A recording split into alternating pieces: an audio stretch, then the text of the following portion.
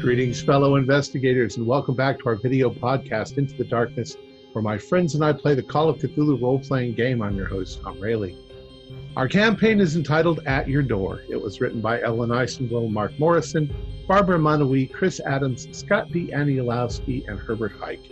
I am your game master, and this is episode 35, and it's also our last episode in this campaign. Our recap will be done by Keith Craig as Dr. Heather Mills.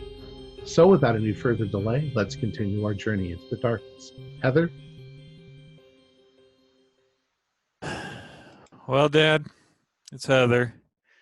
I guess I'll just talk to you like this since I can't seem to find my tape recorder. I guess there are thieves out in Tent City. Well, everything's just going wrong for me, Dad. It's again. This is worse than when I discovered that they weren't going to pay for your sickness from the love canal pollution, and I had to watch you slowly die. You know how you said I always had bad choice in men? Looks like I made another bad choice. I thought Mr. Glensandi was the type of man that would see eye to eye with me about saving the world from the elites and those that want to use everything just for profit. Boy, was I wrong about that. He plans to use the world, specifically its people, for his own gain. Worse, I can't even appeal to his basic humanity, as he's apparently not even a human. Who knows what he is, but he's definitely not a Homo sapien. Worse, by being blinded by his good looks, I've become suspicious and dismissive of my friend Margaret, thinking that she was interested in Glensandi when she was actually looking out for my best interests. I found all this out by convincing them to go see Alex. I'm ashamed to say that I was going to go there to grab him for Glensandi, but then the boy spoke, and we realized that he was speaking the truth. He's a member of the Brotherhood of the Forks. He might be the leader, I can't remember. They live underground. We met Lurleen again. Yeah, the one that shot at me, I thought. Apparently she didn't, but who knows when people are waving guns at you. Well, guess what? I was wrong about her also. As she was just being used, and she's not actually an evil person. And in a strange twist of fate, she's dating a Dr. Peter Tate, the missing person that we've been looking for all this time. He didn't die. He wasn't kidnapped. He just walked away from his life. He didn't tell anyone. I guess he just wasn't thinking about how people would worry. Typical man. Anyway, we met Alex, and he told us the truth. And it was just so simple. I guess if I had paid attention in Sunday school, I would have remembered that Bible verse, Isaiah 11:6, sooner. You know, the one, a little child will lead them. Well, he showed us the truth. He showed us that mankind has been tricked. We're being distracted by shiny objects and other distractions, and a cruel echo of the future predicted by Huxley. But there is at least some good news. We have one shot to stop them from using all of humanity as chattel. They're meeting at a stadium here in town. Apparently there's a football team here. Fortunately, Jonathan seems to be able to get some good weapons, and we can fight back. Well, hopefully we succeed. Or I guess, Dad, I'll be seeing you soon in the great unknown.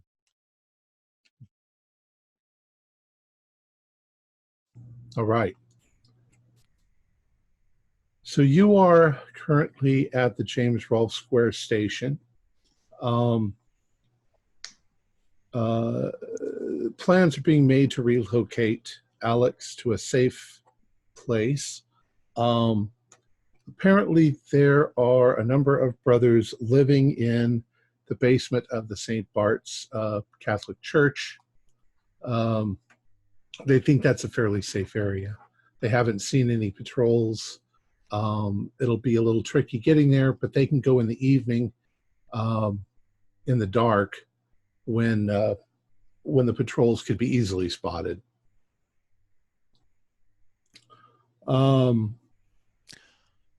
When they've checked our passes for being out in the city, we just showed it to them, or have they asked for an ID to match the name? You found maybe on the first night that they asked for ID, but after that they've become very lax. Okay. was thinking I might give them my pass. That way, if the patrol stops in, they can just kind of flash the pass, go, "Hey, look, we're allowed to be out here," and as long as they don't start asking questions, just in case they get in a jam. All right. Well, they don't plan on being seen, so Yeah, prepare for the anybody. worst.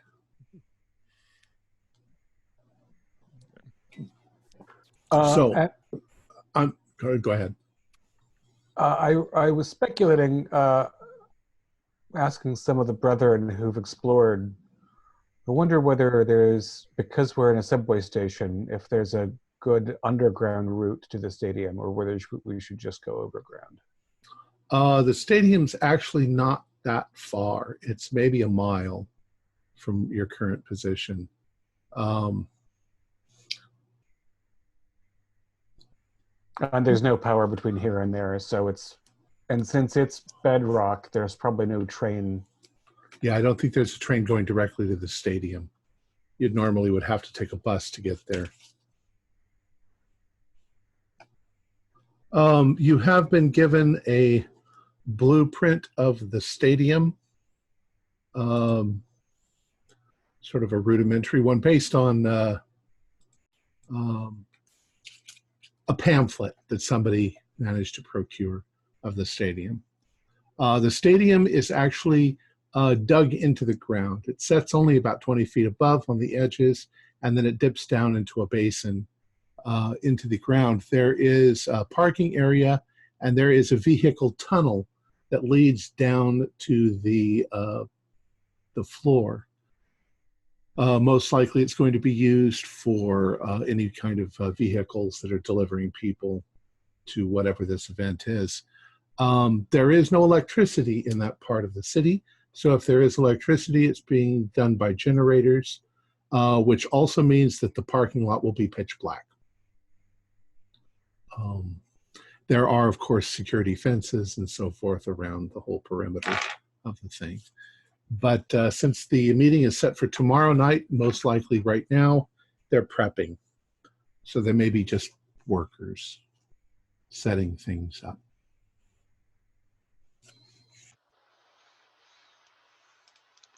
What would you like to do?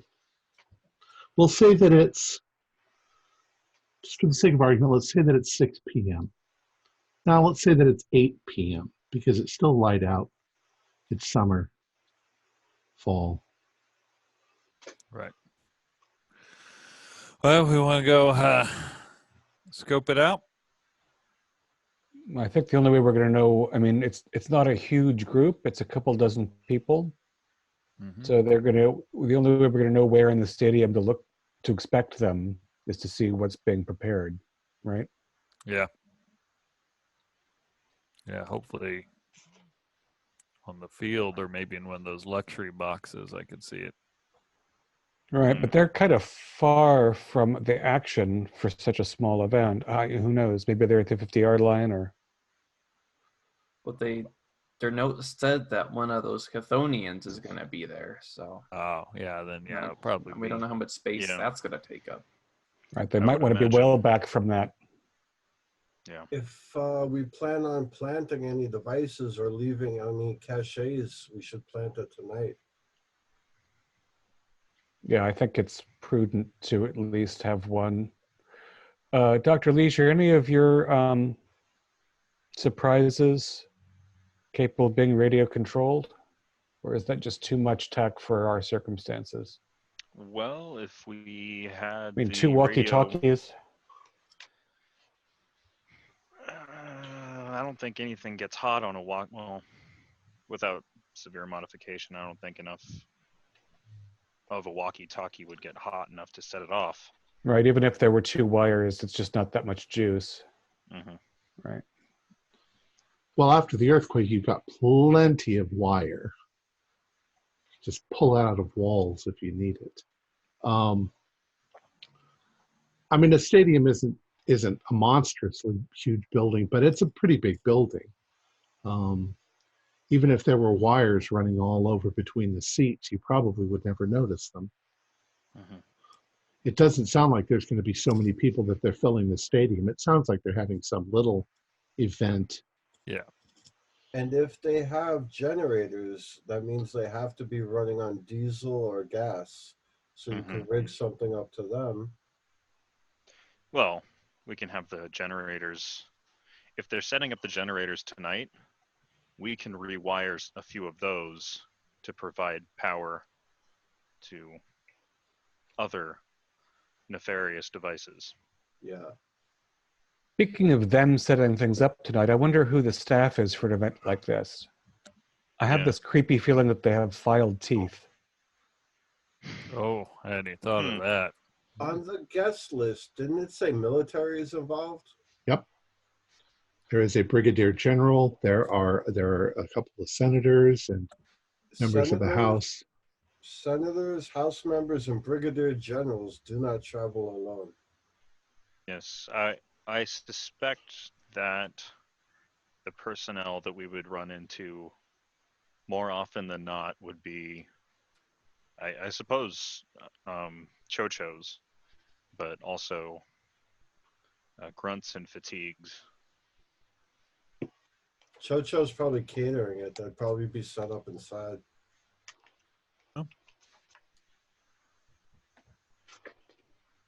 All right.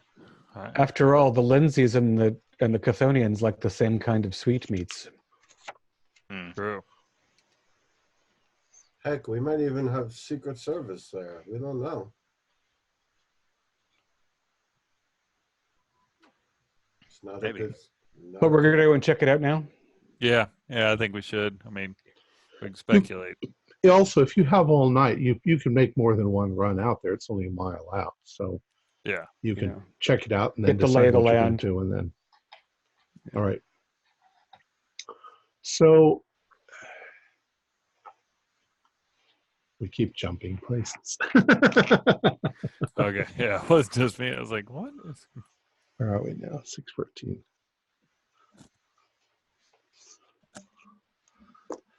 All right. So you dress in at least dark rags. And Dr. Liege, what are you going to bring with you? Or do you want to scope it out first and then come back? Let's scope it out first. Okay. And make sure you're not, try to avoid the color black or navy blue too much, because generally if there's any sort of light in the area, those colors are too dark and you'll stand out. So gray is So- probably the best. Yeah, desert-ish. Yep. Okay. Washed out crap. Yeah, so this t-shirt's not going to work. All right. So it takes you maybe 15 minutes or so to work your way through the streets. You only have maybe 6 people with you at the moment, including Peter Tate and Robert Slates, or Richard Slates. Is Lillian excited about this prospect? Well, yeah, but Peter wants her to stay there. She's not really crafty enough for this sort of thing. But all right. So during your travel time, do you guys want to do anything or say anything? Well, we're gonna need. I'll be looking at the buildings along the route, Okay. seeing which ones are relatively intact, which ones are just absolutely wrecked. Kind of towards one side, you can see there were mostly residences. On the other side, there was commercial stuff, but it's all low-lying commercial stuff. A few apartment buildings. Any good places to hide in case things go sideways? Well, yeah, pretty much all over the place. The biggest problem would be crossing. The biggest problem would be crossing the parking lot, which is a vast parking lot. If they had spotlights, there's not really any place to avoid them. But right now they're dark, so there's no. Unless they were actually, even if they were on the top of the stadium looking down, unless they were looking right at you, they probably wouldn't see anything at all. And they'd have no reason to be looking off into the dark anyway. Is there any abandoned cars in the lot, or There aren't, no. So the lot's empty. The lot's pretty much empty. But when you first get up to the lot, there is a chain link fence going around the perimeter. Okay. You brought cutters. Yeah. Is it there barbed wire or concertina wire on top? No, it's just standard chain link with the little spikes on the top. Okay. All right. It takes you very little effort to cut through that. And the stadium looms up ahead of you. You can see it. It's really only about 20 feet high, but it drops down. And you can see, since you're approaching it kind of from the south on that map, you can see that over to the left, there are some lights. And it looks like there are a number of trucks, big 18-wheeler trucks that are pulled up there. You can see there's a number of small floodlights in the area, and they seem to be unloading stuff and moving stuff. You see a forklift move at one point, and a small tractor moving. So they're doing stuff over there, but that's quite a ways to the left of where you guys are crossing the parking lot, unless you want to move to another spot. Are the workers in uniform? It looks like they're just in regular utility uniforms, basically overalls. Okay. And they're not. Coveralls. They don't have rifles over their backs or anything. You don't see anything like that. Dr. Leach, some of the forklifts, they're either gas powered, or I remember at the my last internship, they had propane powered forklifts also. There might be some propane canisters. Right. That'd be pretty easy to weaponize, if need be. Let's keep scouting out here. Very likely there's a lot of propane too in the 10th area that you could utilize as well. Hadn't thought of that, but it's probably camping stoves use propane. Yeah. All right. Okay. So are you going to just go straight from the south, or are you going to make your way somewhere else? There's some entrances around the entire stadium, correct? Correct. Those are labeled like 1, 2, 3, 4, 5, 6, 7, 8, 9, 8. Right. Yeah, there's quite a few of them. Okay. And you said the workmen are off to the west, right? Because they're off to our left. Correct. Yeah. Okay. Yeah. So entry 7 is pretty good. That's what I was thinking too. Yep. Yeah. Now, just one other question. That's a full Jersey barrier, like the concrete barrier that goes around it also? Or no? No. The concourse, that line's just like a walkway. It's not a barrier? It's just a walkway, right? Okay. It's cement, but it's not a wall. It's not right. Okay. Right. As you approach it, though, however, you can see that all the gates are locked, but they're locked with padlocks. They're like the roll down or fence? No, they're big iron things that swing open, like gates, but they're padlocked in the middle. Other than that, they've just got the little bar thing that lifts up to open them. And you can't really, as you approach, you can't really see in from there because it goes down like a tunnel and then up and comes up in the middle so that the people can spread out on the seats. But you do hear the noise of like a tractor or something going on. You can hear it. And you can tell that the stadium is lit up on the inside, but not by the big brights. Right. Because those you would be able to see that they were lit up, and they aren't. They must be lit up by other means. Okay. So you've got a gate with a chain and a bolt. I mean, probably have to use bolt cutters if you've got it. Anyone good at picking locks? I've just seen it in the movie, Sure. so. You want to try picking lock? Oh, no. But if we do cut it, cut it clean at the bottom so we could dummy it back up. Yeah. Don't cut it on the top, you know? That's why I was hoping someone could pick it, because then we could just lock it back. I have managed to pick a lock before, but I don't have a lock pick set with me, so there's a slim possibility. Yeah, I could do nothing with this bit of wire. Okay. All right. Well, All right. cool. So you clip the bolt and you twist the lock so that you can reuse it. You move the chain over to the side, trying to be quiet. And you open the gate. It opens fairly simply. And as you step inside towards the tunnel, you know that on either side are luxury boxes. Okay, and that they're like closed rooms with glass fronts on them, so they can sit in there and whatever, have their soirees and watch the game. Past that, the stairs go down a little bit, and then they go up into the open area of the stadium, and you can see light coming in through that tunnel. Other than that, it's pretty dark where you are. Well, no. Go to the luxury box and just look through there because they probably have a good view down. Yeah. And they're dark, so the light reflecting off the glass, they'd be hard to see us. Now those doors are locked. That's a good point. And they're this kind of lock, key lock. Yeah. Thinking about it, let's make sure we leave no trace that we're here, because I want to say that they're so arrogant, they probably think no one's going to stop them. So unless they see evidence of us being here, we'll have the upper hand tomorrow. Oh yeah, I agree. Right. Fingers crossed.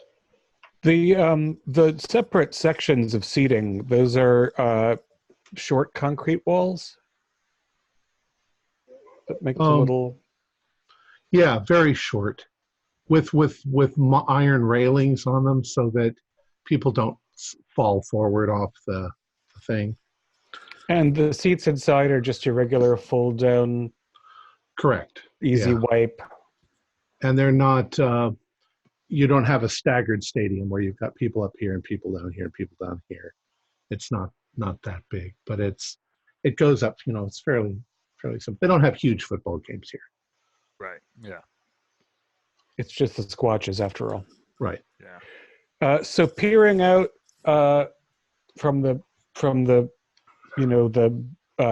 gap. Oh, I would like to see if the press box door is locked. Press box door is also locked. Also locked. All right. So peering out at the top of 7, is it clear what area they're preparing for our dignitaries? All right, we'll get to that in a second. So you were going to just go up the stairs and into the open arena. All right. Yeah. We can probably crawl along the backs of some seats and then peer through the gaps in the seats. You can. You realize even as you get to that point and you get the light, there are a million places you could hide. You could just hunker down behind the seats, and nobody on the stadium floor would be able to see you up there. Right. So you reach the top of the little stairs, and you're coming out into the light, and you can see that they have set up a number of high spotlights that are shining down on the field to light it up. Not the originals. You can hear the distant hum of a generator, and you can see that cables are going around the edge of the field and into that tunnel. So the generator is probably in there.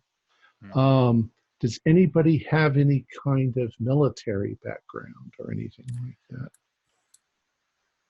Or familiar with heavy equipment? Nope. Okay.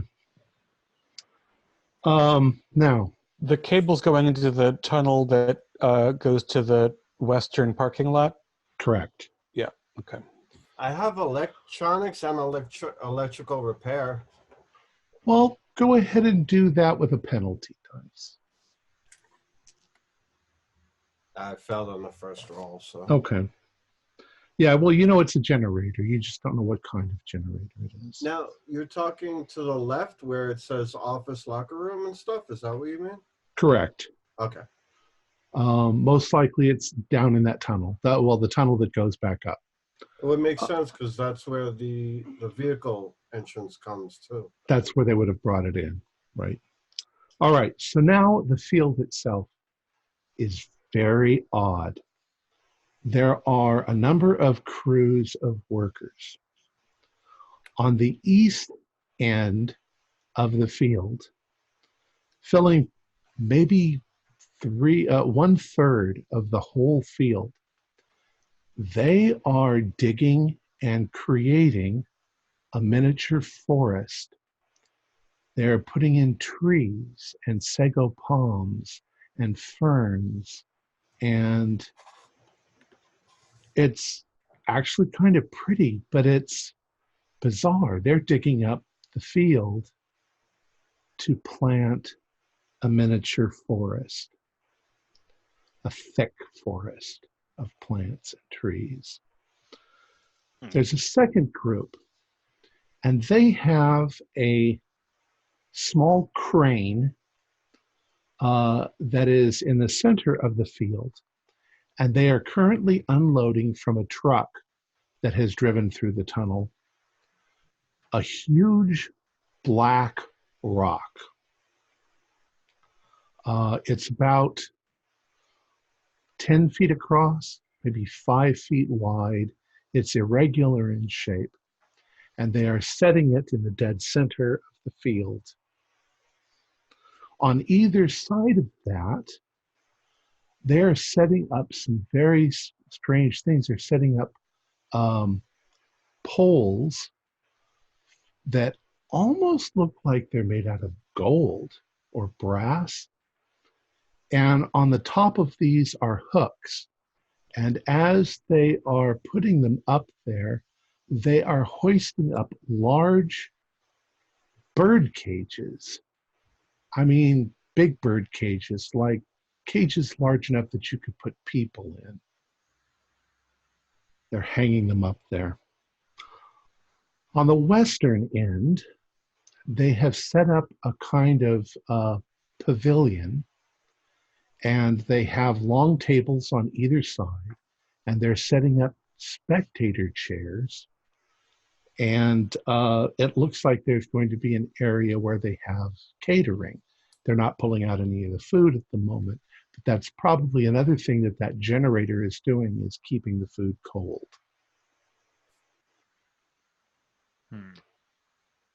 They all seem very busy. You see that there are a few people you might call supervisors, but they all just look like contractors doing their work. They don't look like secret, scary cultists or anything like that. They just look like workers who are doing this. Now, I would like you all to do spot hiddens. 04. Regular pass. 97. Regular pass here. Okay. Well, those of you who failed, you're too busy looking at the weird forest or whatever. Yeah. Those of you who passed, especially Dr. Margaret, you probably pointed out the sod in this field, the grass, is only sod, and that in many cases they're lifting up the sod, they're laying cables like it looks like some fairly extensive cables going to banks of maybe video equipment or stuff like that. And then they're putting the sod back on top of it so that it looks nice. But you realize that you could hide things under the sod fairly easily. You also notice that just south of the pavilion, so it would be the southwestern side, the close side towards you, they have marked out an area in a kind of an odd oval sort of shape. And they've got it marked with a letter C. It's a big area, like something that would be the size of a blue whale. So, what would you guys like to do? That's Dr. Leeds, because like you talked about a big black rock before Jenny grabbed us. Is that the same rock? No, that was more of a table. Is a flat rock. I think this is enough like the rock that we saw in the valley and the rock that we saw at Don Biozyme to assume that they're not only welcoming a Chthonian in Ring 3 marked C, but the Divine Mother on that rock, maybe with sacrifices in those cages. And what about the forest? Do they have some way to get the plant critter? Maybe they've had the plant critter. Yeah, I was thinking maybe that thing we saw in right at the beginning when we At the had first farm. No, The the tree thing that stump? tree stump thing, maybe because Well, those are those are offspring of the Divine Mother, and they weren't able to keep those alive. But they sure could use that plant manipulating little bastard. So they really want to impress this crowd with the hopelessness of human autonomy, with a goddess and an ancient worm. The positioning of those cages on those gold bars, that's reminding me of that setup they have with the crystals back at Don Biozyme. I was getting a vibe from that too. And I remember that when Heather smashed one of those things, it let it loose. Yeah. And I mean, I don't know what we can do against a giant worm creature or Glansandi, but if they don't intend for Shub-Niggurath to go on a little walk, might be all the damage that we need. Possibly. Of course, the camp filled with all sorts of innocent people it's only a mile from here. That's true. So it's we've She found didn't the do any nuclear harm. option. Yeah. I mean, when she left on Biozyme, she just went straight up. It's not like that thing in Toronto that tore a swath through the northern hemisphere. Right. But also, I don't know. I mean, there were more of those crystals, or there was an array of more than 4. How many of these poles are there? 12. Oh, yeah, that sounds very similar. Well, yeah. You can, Dr. Leash, how easily could you improvise a nuclear device? Because honestly, this is so much worse than I thought it was. No. How about I was thinking maybe you could make up. I don't have time to measure the length for the blasting caps on that thing. Yeah. I think maybe you could make something that we could put under the sod that they stepped on it, the chemicals combine, and it was spontaneously combusts and like start fires. I would prefer less landmine-esque and more if we can remotely control the detonations, that would be best, because we could use it to herd them into an area and more effectively take them out. I mean, what if we set up some things under the seat and we set up some things under those gold poles and perhaps some incendiaries in their little forest? Yeah. I was thinking maybe and one final thing for their generator. Yeah. Because I mean, we can run wires under the sod like they're doing. And set up switches, perhaps. We also need to figure out. We also need to figure out what sort of exit routes they would take, which honestly might be a fool's errand looking at the inside of this place. Yeah, they're kind of set if they're enterprising enough, they could vault that low fence down there and then run up the stairs. Yeah, there's not a lot of ways that we don't have enough manpower probably to hold people into a stadium. They're kind of made so people can get out quickly. Although it is the case that they're probably not opening up all of these side entrances that would normally be fire exits. That's a good point. Because they're self-secure and relatively small in number.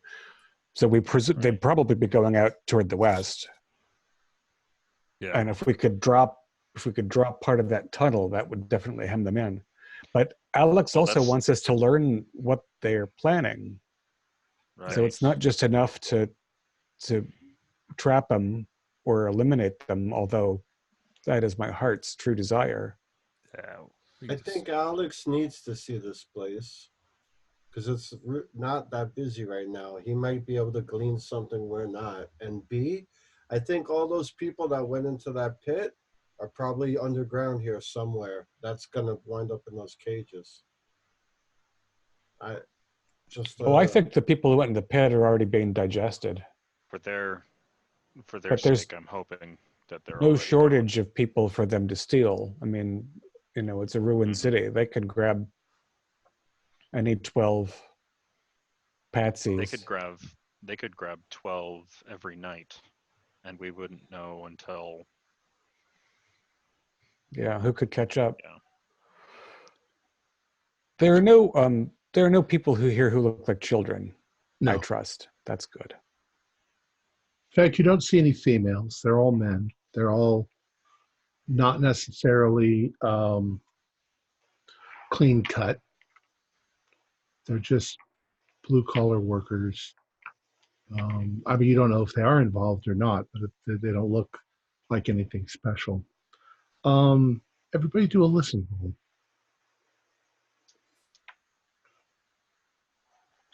roll. 08. 84. Another fail for me, 55. Jade, Jonathan? I believe that's a fail. Okay. So, I failed. Margaret, as you are there, you can see that another truck is entering the tunnel and heading in, and it's distant. You hear it in the distance, but it sounds like animals. And as the truck pulls in, you can hear the sound of the truck, but you're pretty sure you can hear the sound of cattle. The truck stops, the workers get out, they put a ramp on the back of it, they open up, and they begin leading out cows, like a dozen or so cows. Jenny used cows to summon Shub-Niggurath. Well, and as you're saying that, you see that somebody has appeared. You don't know who it is. It looks like it might be a woman, but she's kind of androgynous, if you will.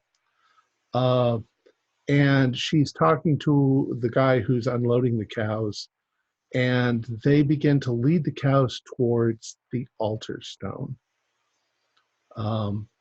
And when they reach the altar stone, she meets them there, and she begins cutting the throats of the cows and letting them bleed all over the altar stone, one by one. And then they drag the carcass away. But she's pretty much making sure that the entire altar stone is bathed in blood. What size a female person is this? Not particularly tall, average, maybe 5'7". Okay. She's blonde, and like I said, kind of androgynous. Does she seem to be saying anything? Yes, but she's not saying it loud enough to where you can hear. But it might be a sort of chanty, incantation-y sort of thing. Possibly, yeah. It looks somewhat ritualistic what she's doing, but it's also looks rather utilitarian. What's Jenny's friend's name? Noelle. Noelle. Noelle's black. Okay. So it's not Noelle. So from our vantage Sure we point knew of that. And as you recall, Noelle was not exactly happy with what Jenny was doing. No. Now, what if, the government snatched Jenny, Yeah. and the government has some involvement here, just a little bit. Yeah. But I don't even know if it was the government. Could have been Yeah, Sandy's goons. That's only a rumor we got from people that were not being honest with us. Well, I think we want to destroy that black stone. I mean, Yeah. they went to a lot of work to bathe it in blood, so I don't want it to be usable for them. I wonder if the stone absorbs blood, or we could just hose the thing off. That'd be hilarious if they thought it was blood soaked and ready for the summoning. And it anyone had have to go to the bathroom? a quart of molasses on it. Corn syrup. That's what they use in Carrie. Although I guess it'd be a lot more than a quart if it's several cows. Yeah. At least the food will be better at the Black Dragon. More wholesome. Mm-hmm. They've got some beef for a change. Yeah. Well, one thing, I guess you can do an idea roll as you're looking down there.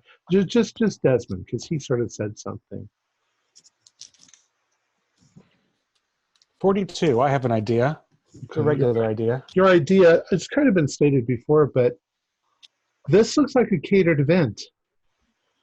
Mm-hmm. They're going to cater this event. So the people coming, are they going to be shocked or surprised by what they see? Maybe not. Yeah, but liking to be shocked when because we put some poison in the food. Well, I think they'll be shocked. What are they doing with the cows? They drag them off. Is there a cooking tent? Nope, they're dragging them back to the truck and then hauling them away. Yeah, I don't know what the catering is going to be, but I'm afraid it's probably not beef. The Lindsays are there. So when they... Go ahead. Oh. I'm not really worried about their catering. I mean, I'm pretty sure we're all thinking the same thing, that it's going to be Black Dragon. Now, they created quite the electrical field at Don Biozyme, and gold's a pretty good electrical conductor. I'm sure that they're doing the same thing here. I think that if we're going to do any serious halting to what it is that they're going to do, preparing some sabotage of either the electrical generator, these gold posts, both perhaps, and maybe even something trying to disrupt the stone if we can create a gas leak big enough to crack it. So, what little I know about circuits and stuff, what if we find the wires connecting to the pillars and hook up a certain resistor to those, not only to lessen the amount of current making it to the pillars, but if the resistor just so happens to be explosive, we could have that. Then we wouldn't have to worry about timing or remote setting off the explosives. Right, they flip the big switch and it goes And then ding, zing, zing, below zing, them boom. explodes. Yeah. That sounds good. I think we should get out of here and make preparations. We could talk on the way back to the station. I wonder, though, if one of us should stay to see if there are other developments that are worth being aware of, or if that's more of a risk than it is an advantage. Do shifts. Yeah. So far, you've seen no guards, no security people looking around or doing anything. They seem very confident that nobody's bothering them. Yeah. And we're 24 hours out from the event. Correct. So remind me real quick. The prepper guy's name. What was his name? The prepper? Yeah. The crazy doomsday prepper guy. Oh, that is Dean Stanley. Is that right? Dean Stanley. Oh. The survivalist. Dean Manton Stanley. Ex-Army man.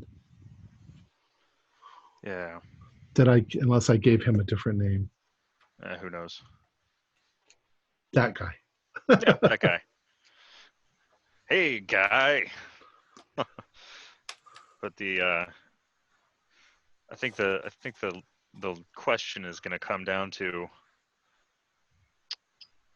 do you want plausible deniability, or do you want to potentially save the human race? Just save it.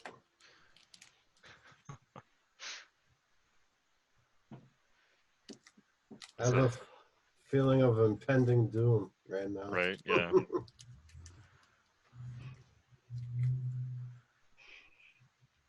Well, it was fun. I would say that in reality, in the story, you have over a 75% confidence that you could easily bring down everybody in this stadium if you wanted to.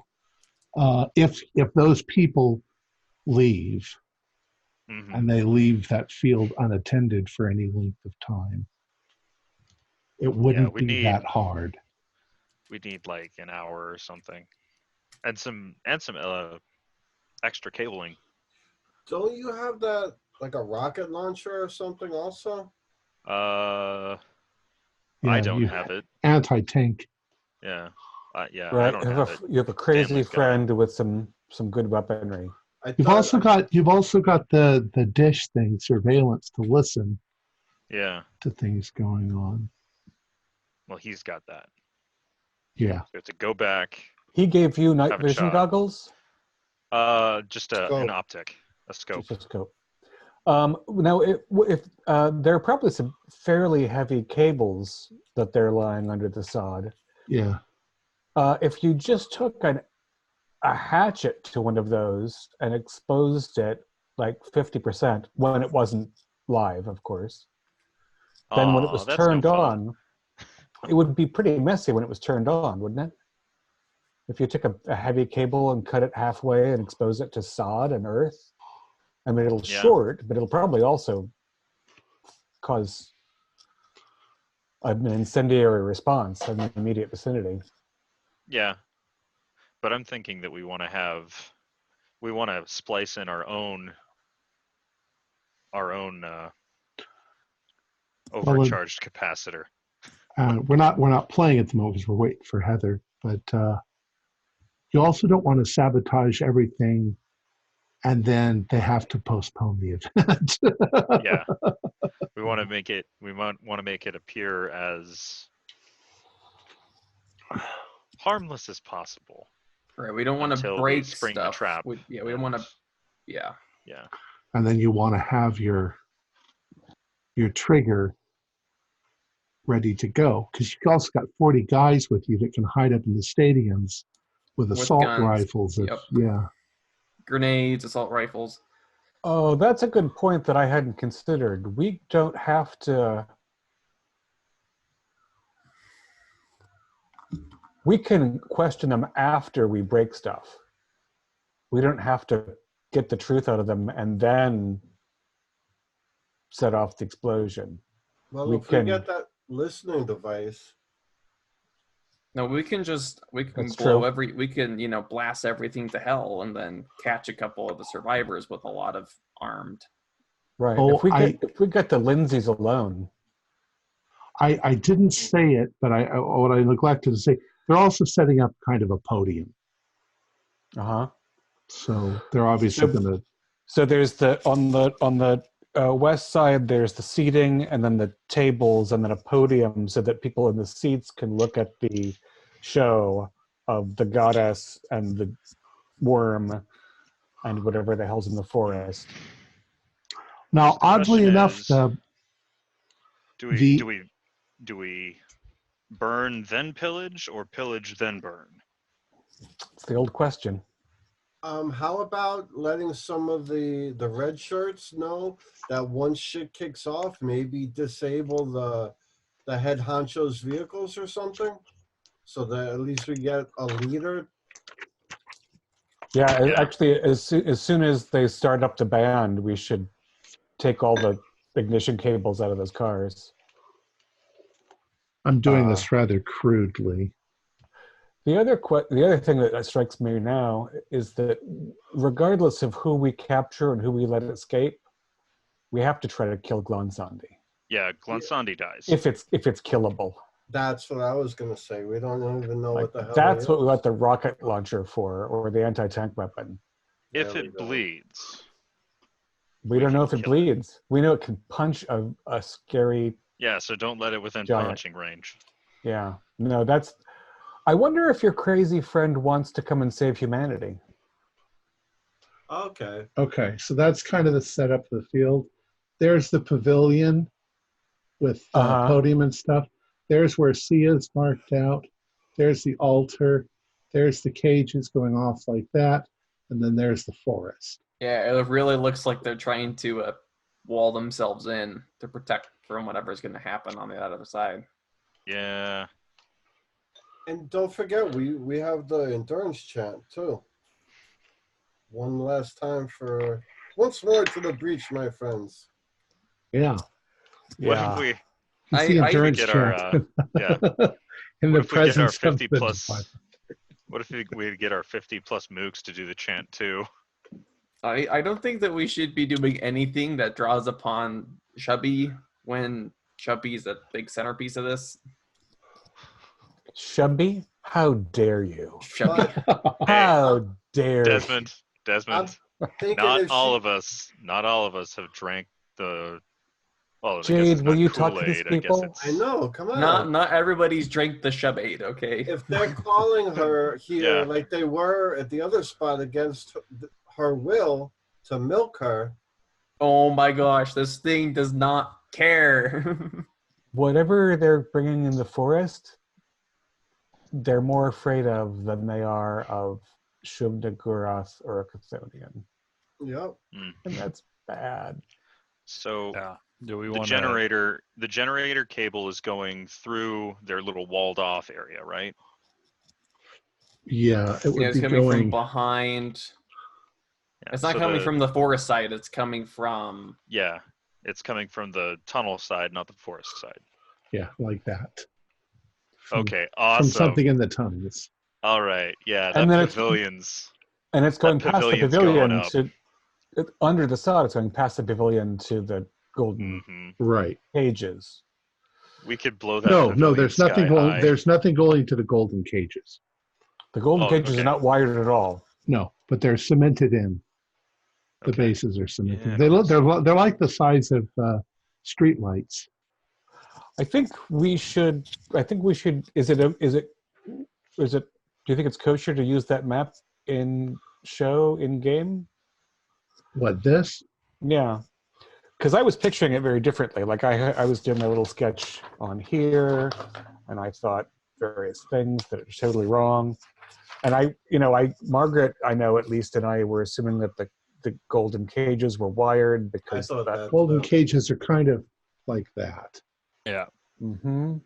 Like those old. But they're just Okay, cemented and now in. which side are the cages on, if that makes sense? Are on the forest side or are they on generator side? They're coming this way and this way. Right, but But so if the the hook cage is pointing- hooks, is the- it hooking The this hook. way? The hook is pointing towards the pavilion.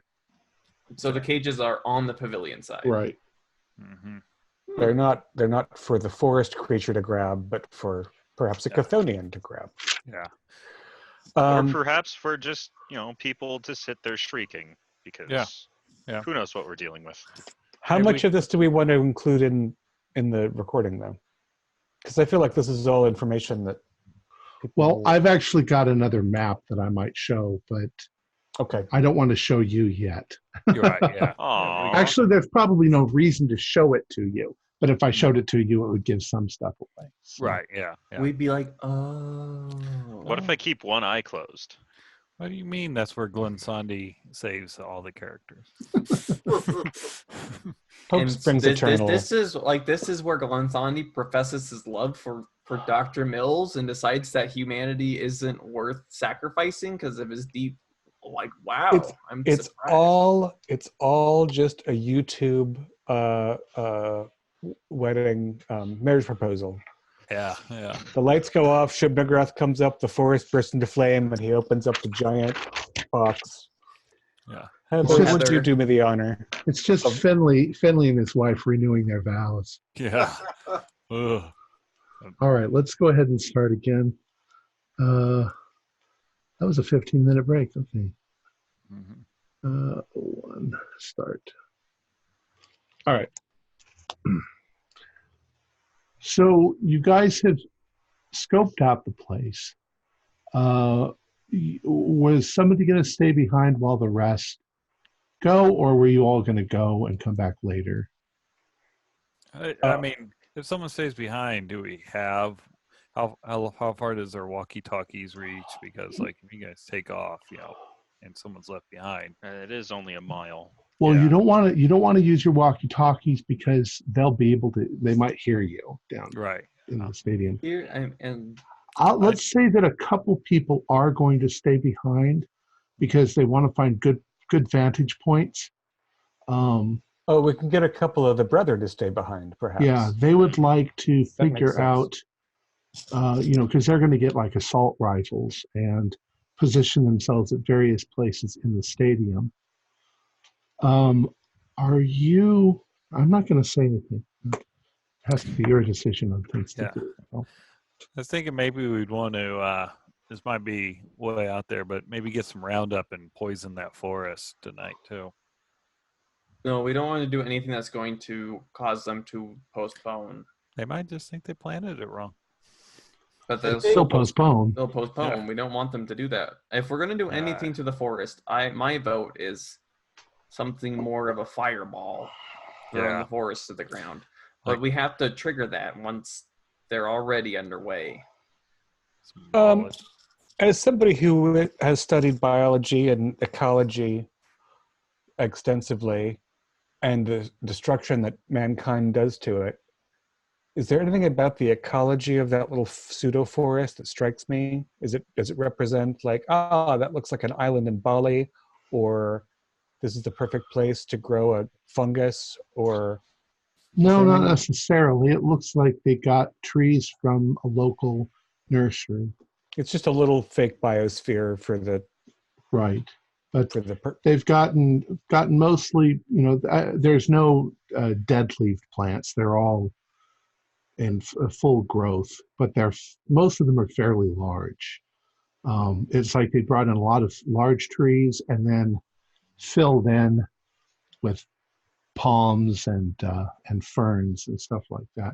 But it's pretty dense. It's not once it doesn't suggest it doesn't suggest any particular ecosystem, though. It's just the greenest place they could make right artificially. Fair enough. Dr. Leach, while you're doing complicated things, any fool can make something a bit like napalm that will make a mess of a small forest enclosure, if that's useful. Oh yeah.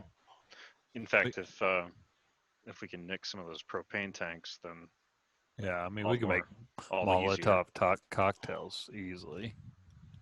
Mhm. I think the kid needs to see the spot.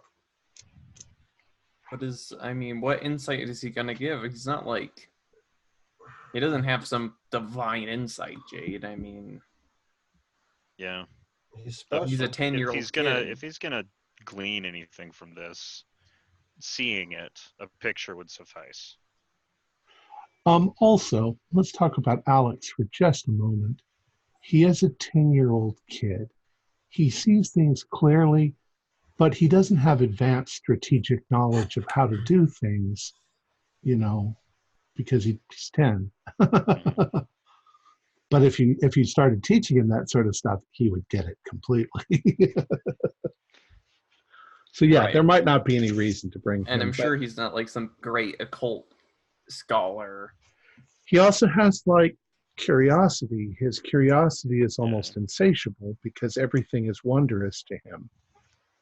He's 10. Right. I mean, he wanted to come because he wants to look at the giant worm. I mean,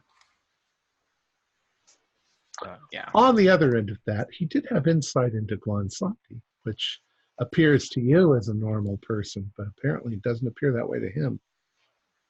Yeah. He seems to flow from one place to another. He doesn't walk places. Right. Super weird. All right. So we'll assume that the 6 of you, or the 5 of you, head back to camp, or head back to the station. And as you arrive, you realize that something has happened. They found it. That there's nobody out front. That a couple of the trash cans have been knocked over. That there are marks in the dust of what look like cars out near the front of the station. What do you guys do? And this is the station? This is the station. This is before you Not go the- into the underground. Okay, so not the refugee camp, but the Correct. station. Right, the station. Okay. And Peter Tate is with us.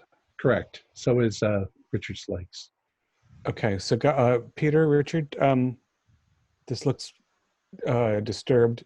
Is there a signal that the brethren use or anything about sort of thing? Not really. If Lurleen is down there, is there some way that you could communicate with her? Well, not really. I mean, Would everyone have moved by now? well, I hope so, but they wouldn't have left it. They wouldn't have like knocked over trash cans. Right. Do All we right, know? so the place got hit. Yeah. Do we know where they went? We could go there. Well, they were going to go to St. Bart's. Yeah. So we should definitely check out if there's a safe contingent at St. Bart's. Does it smell still of gunpowder at all? Or are there spent casings? Yeah, you can smell it now that you say it. You can smell there's gunpowder. You do see spent casings from I don't know what would be the typical assault weapon, military-looking assault weapon. M16 at that time. Well, Peter, I'm sorry. I hope Lurleen's okay. Let's go in and check out to make sure. Okay. Is there a Do a back quick way in? run through. No, there's no other way in. But Hopefully, we don't find any bodies. all right. I want to stay up top with the loudest thing I have in case there's a return. All right, keep an eye out. All right. You make your way down to the entrance of the station, and almost immediately, who's going? Okay. I'll go. Okay, just the two of you. Almost immediately, you see smears of blood. You go through the entrance, and more smears of blood here and there, and they're odd. They're odd smears of blood because they almost look like they're whites of blood on the walls. Some of them very large, but no bodies. There's also places on the ground where large swatches of garbage and stuff like that have been brushed aside,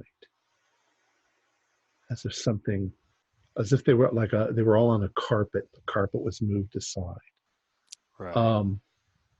You make your way down to the next level, and it's pretty much the same thing. All of this is not a huge amount of blood. I mean, A lot of the brethren were with you. But as you get to the second level, you do see over in one corner, one of the brothers is sort of smushed up against the wall, and you can hear him wheezing. He's like this, but he's been partly smushed. Mm-hmm. I'll go Get over to him. Yep. What happened here? We were assaulted. There was something big.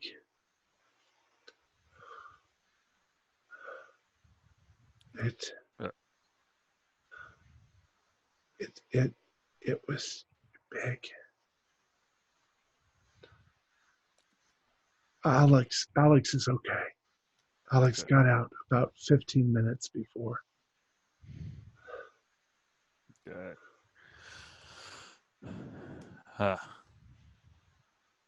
Going to how many people were here? Maybe a dozen. The thing sort of it and he dies. Damn. Well, Alex made it out. Yeah. And How there's high? Definitely What's going to the- be more than 12 people dying tomorrow. Yeah. What's the highest blood swath? There's one that's like right up against the wall and the ceiling. Okay. So way up there.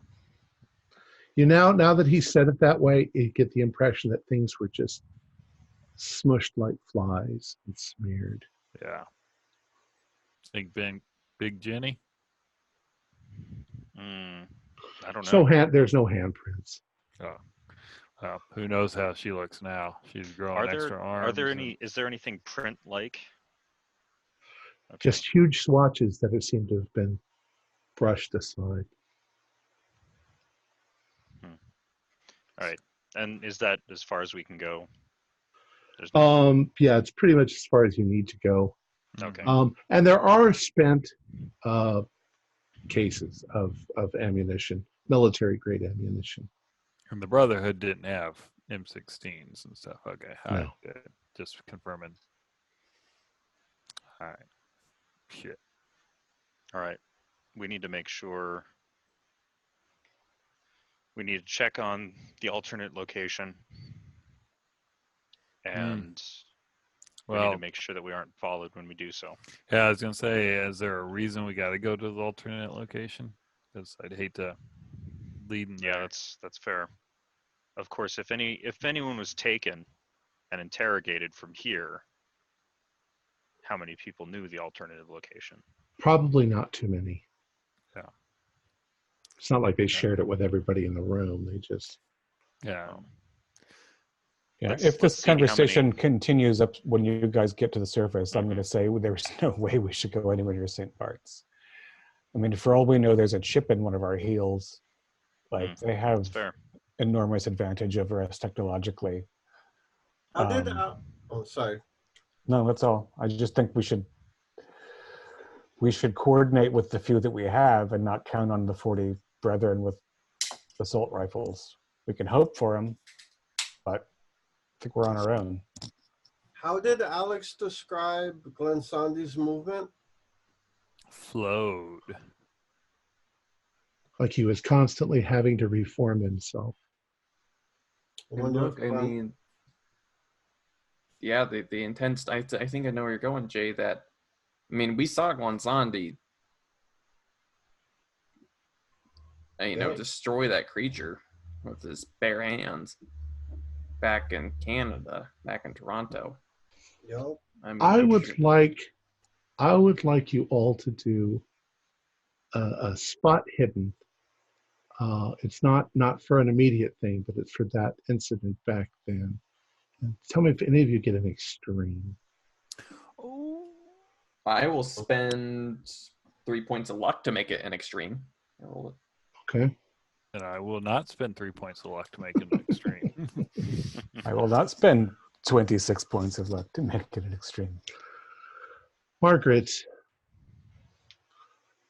something has bothered you about that moment when you saw Glansandi use martial arts to attack that mutant that was coming after you.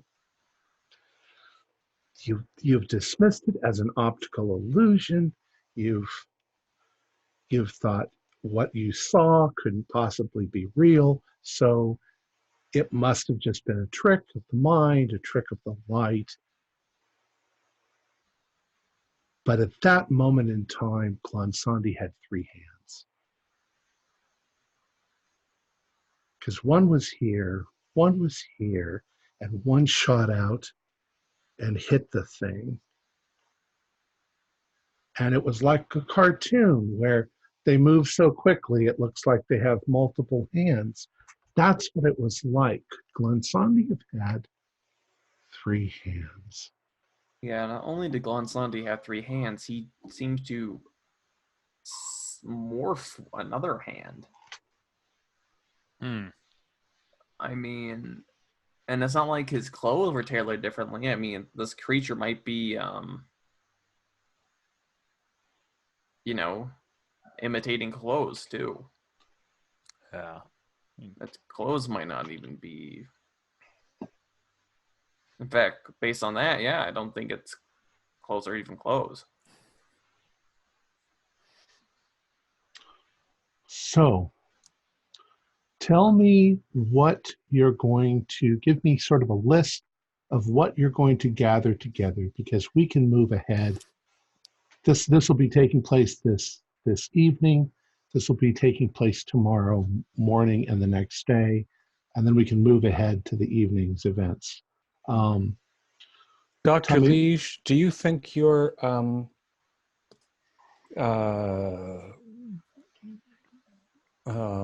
bunker crazy friend, how much ordnance do you think he'll part with? And do you think he would want to come and save the world?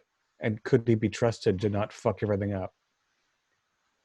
On that last point, I really don't know. Okay. And on the second to last point, I can give it a go. Without playing, without playing through that scene. Mm-hmm.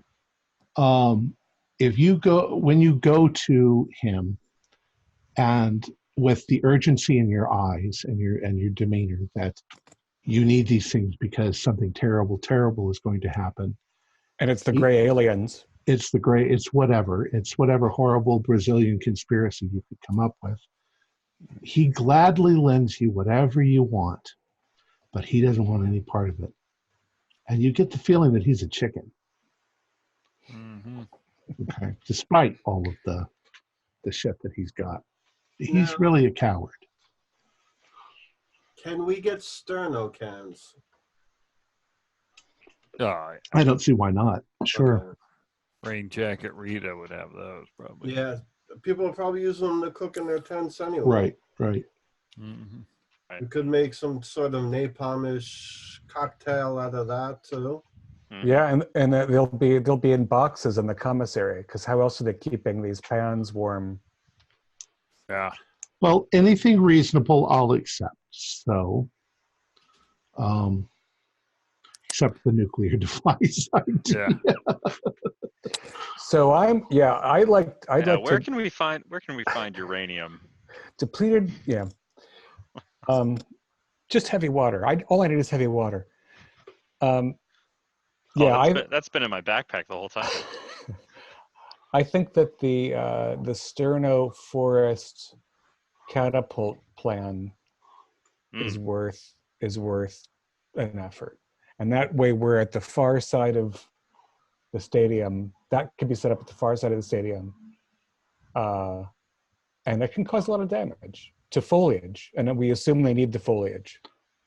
Trebuchet. Yeah. Always go for a trebuchet over a catapult. Yeah. Right, and also individual clumps instead of one mass of jelly, so that it can spread as it flies, and because it's a lot of forest that we want to light up. Maybe a little soap added, maybe a little kerosene if we can get some. So looking at the stadium, again, just in your own heads, how do you want your 40 men positioned? Let's say we can manage to get 20 of them with assault rifles. In fact, they've in fact, knowing this, they've snuck into the various guards around town and lifted some of their assault weapons. Right. So, Uh, I mean, the military's pissed about it, but there's like nothing they can do for a few days anyway. And Right.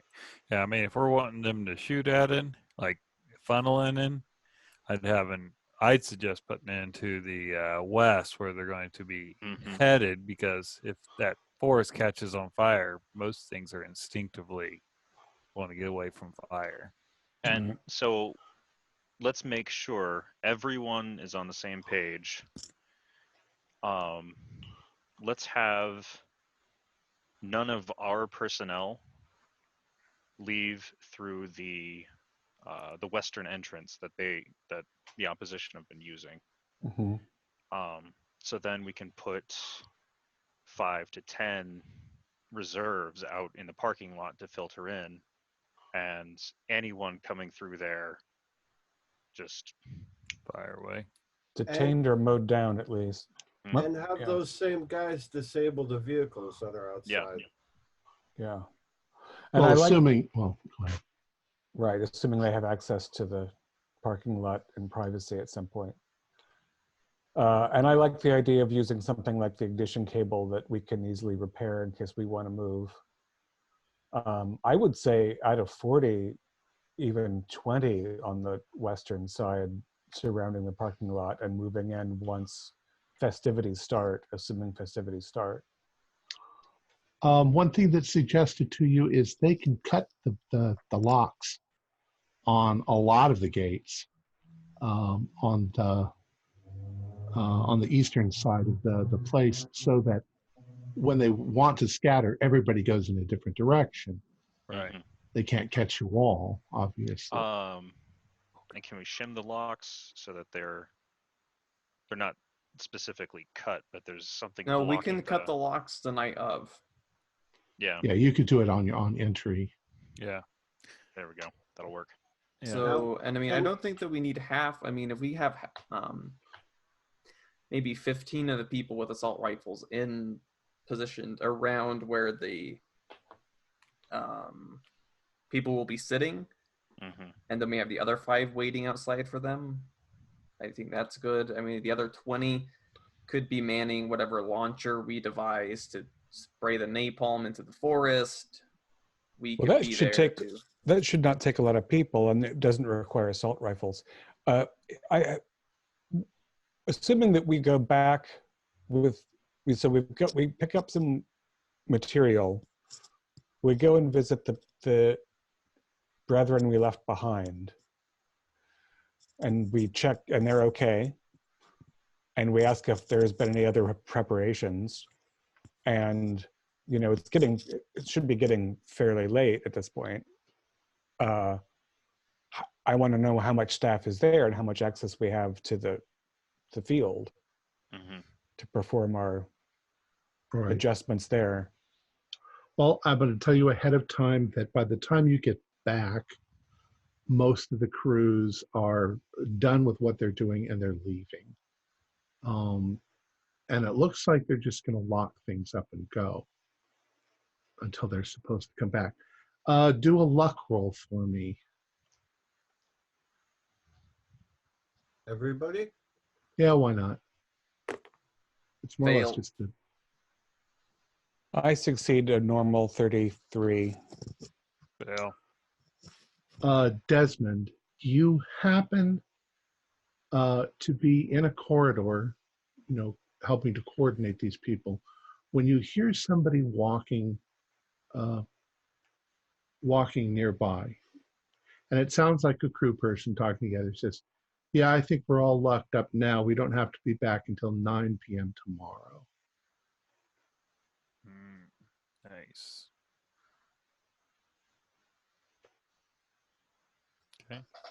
Well, I shall pass that information on at an appropriate time. Right. While I'm thinking Let's call about it it, Jason? while I'm thinking about it also, the group that is going to man the west gates, that's the vehicle tunnel entrance exit also, correct? Uh-huh. Can they have handfuls of nails, broken glass, piece, whatever they can scavenge, and once shit goes down, just dump it in the exit, so any vehicle leaving, if they don't have access to the vehicles, they can just hopefully take out the tires. No, you don't you see- can still drive with bad tires, though. That's Yeah, not but going it to could really slow stop them them. down. You don't see any places where they're parking inside the stadium. Oh, I thought it Right. went into a okay. No, Oh, it goes from the parking lot down the tunnel and onto the field. Which is how they were using trucks and things. Right. If we could, I mean, I think you're right, because we don't know what they're going to drive in tomorrow. If we can make something like a caltrop, do you know Right. those? Yeah, I seen them in These are the sort of jack-shaped things that I don't know where we get caltrops or improvise them. Glass won't probably take out if they drive an 18-wheeler in. Mm-hmm. It's not going to care about driving over some glass or nails, but we could look for something, you know, like a caltrop.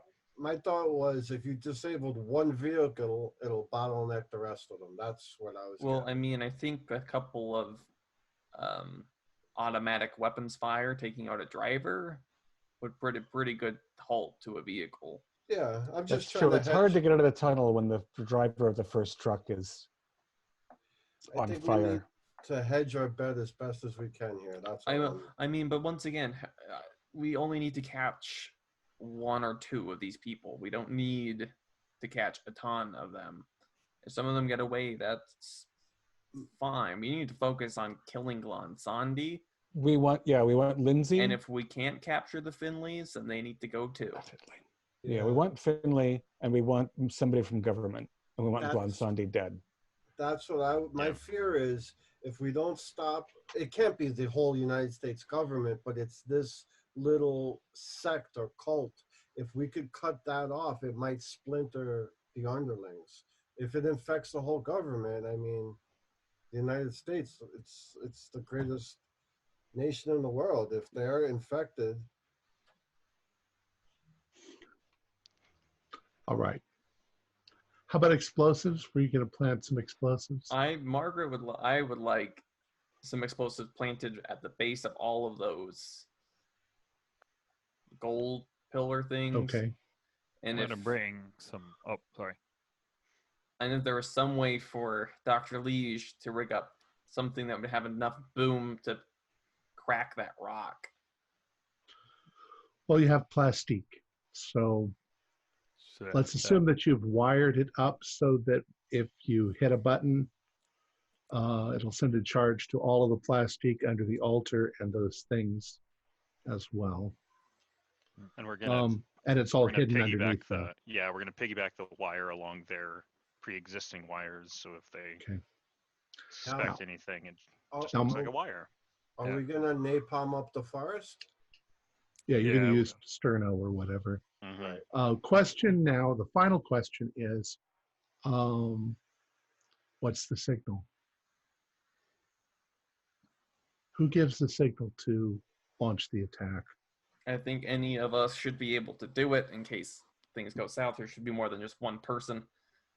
Well, what is the signal? Now, you'll all have walkie-talkies, and nobody will care if you talk through the walkie-talkie if it's fire. You know. I think there's a couple more questions before we get to that, actually. One of them is, if we're out in the field wiring these things up, what is the altar like? Did the blood soak in? Is it just smooth black stone? It's drying on the surface. It's drying on the surface. I think that we should mar that surface with something. Bring some palm olive. Well, I mean, if they can somehow sense that their altar isn't ready, exactly, good they'll point. postpone. I mean, we can't. Unfortunately, we can't. We could just put a halt to this and have them do it somewhere else, but we don't want that. No, We want that's a them all good to point. come. Desmond, don't pee on that. That might zap you or something. Who And knows? that plastic will be enough. Hopefully. Yes. Yeah, I'm Hopefully. pretty sure it's enough. So the question about how we trigger it is: do we wait? What if the cages have human sacrifices in them? I mean, there's Do we nothing we could just do. let those They're 12 gonna people be go? dead anyway. Desmond, they were gonna die anyway. So if they bring out 12 people chained up, and Lurlene's one of them, this is a conversation not around Peter Tate. We just let them put those people in those cages, Well, or we If set Glenn- off the fireworks then, and then I let the if Glansandi's there when they're bringing it out, then yes. If he's not, then we've got to wait. yeah, we have to get the Finleys and Glansandi. I think we Primary need target. to look at it this way. We'll do the best we can to save those people, but the fate of the world actually could be resting on this whole thing.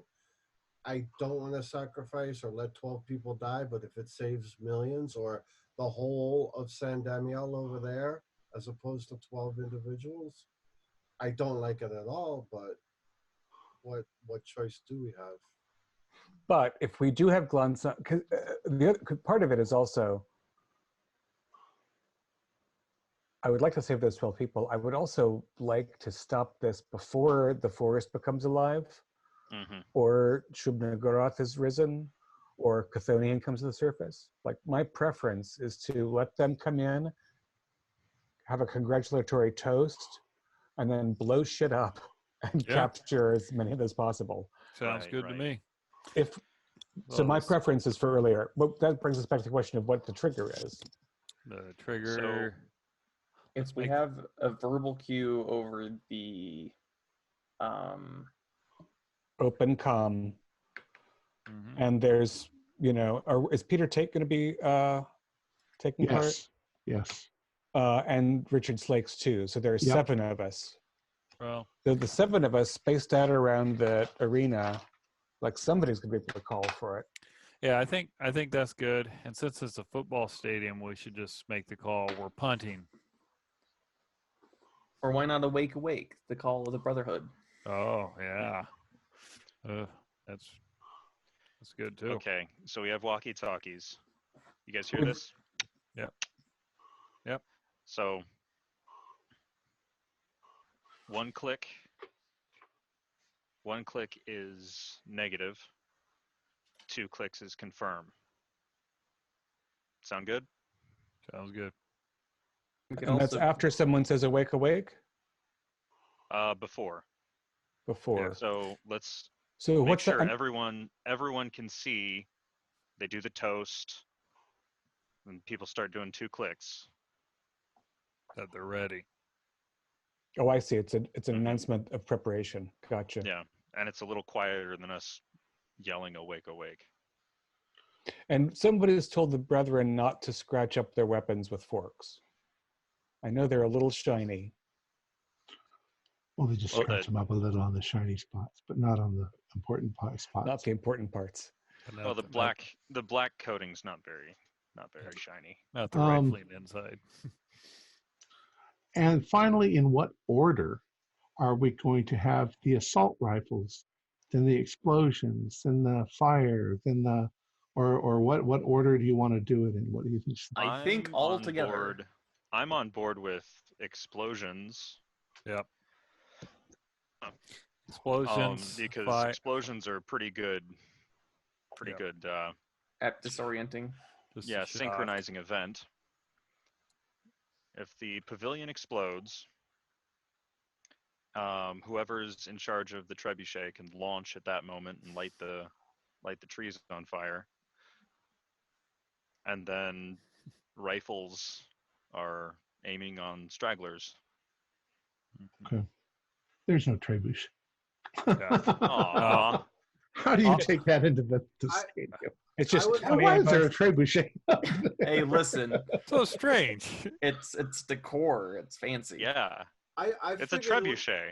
we could take the sterno cans, pop the lid, put them underneath the sod with like a wire going through each of them. You electrify the wire, the current will ignite them all, and it'll melt right up that'll work. through everything. Okay. All right. So let's assume you've done all of that. Okay, I would say in that regard, we do need to pile the sterno rather than have a bunch of tiny pots, because those things light like, oomph, and they make a little blue fire that's not gonna. Yeah. All Or right, we're you- gonna you- surround them with kerosene. You something. weaponize them. We Yeah. weaponize them. Yeah. Dump them out into a jar, make a big whatever. Yeah. And in terms of the sequence, the one thing I think that's important is if the forest starts screaming before they toast, we light the forest. Or if they, or if the Divine Mother shoots up through the rock, we have, we have to be responsive to change Yeah. because we don't know what their structure is. No plan survives contact with the enemy. That is true. All right. The next day, it's very difficult to not be completely apprehensive about everything. We have a nap. What time do we use sure. the? I'm sorry. We're going to sleep as much as we can and have a meal. What time do we do the endurance chant, or do we stagger it? Because I think we're going to want to do it. 8:30. 8:30, assuming they don't start early. Okay. All right. 8:30, and if we gather together and do it in a circle, maybe it'll be bigger. We can get slakes in. Let's assume that you arrive at 8. Okay. You've snuck in. You've gotten yourselves into position. Food trucks have arrived, and you can see that the name on the side of them is Black Dragon. They begin putting stuff out on the tables, which through your binoculars, some of those joints of meat don't look like animals. They look like baby people parts. About 8:30,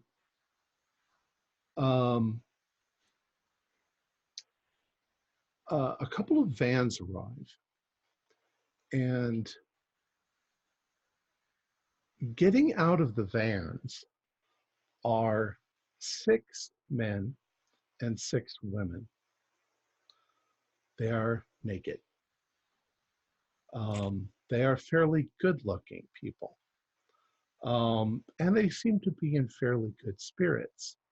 They're led onto the field, and each one of them is led to a cage. Does one of you guys have the sound surveillance thing?